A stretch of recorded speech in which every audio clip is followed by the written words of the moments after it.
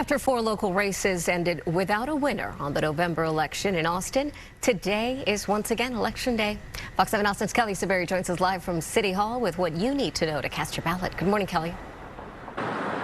Good morning, Amanda. Voter turnout is typically lower for an election like this, especially if you factor in the fact that it's a midterm year.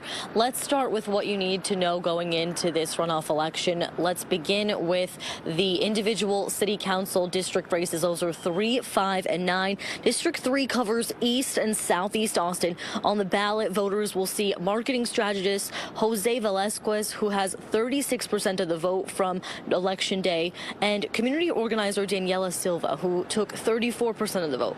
District 5 covers South Austin. In this race, we have communications specialist Stephanie Bazan, who took 29% of the vote, and Capitol staffer Ryan Alter, who took 25%. District 9 is considered Central Austin. In this race, we have former political strategist Zohaib Quadri, who had 30% of the vote, and Austin teacher Lena Guerrero with 22%.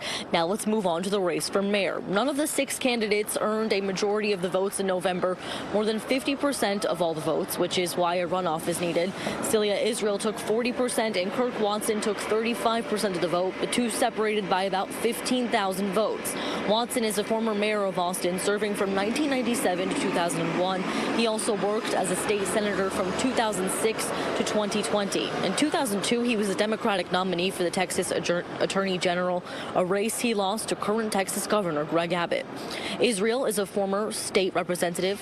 The League of Women Voters in the Austin area hosted a forum earlier this month. Here's what your mayoral candidates had to say. I've lived here since 1981. I care a lot about this city. I care a lot about the people in this city. And I think that what we need is to have our next mayor in a position where we can address the problems that we face as a big city that we're not facing right now. We've talked about some of them tonight.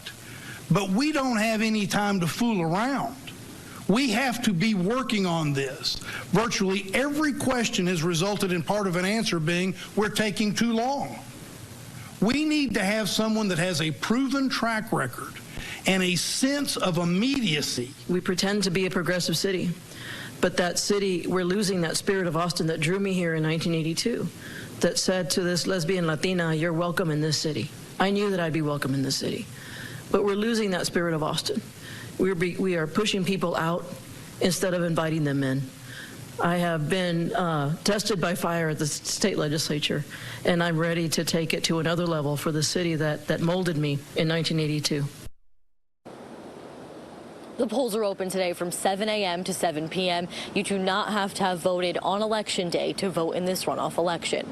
Reporting live at City Hall, Kelly Saberi, Fox 7 Austin News.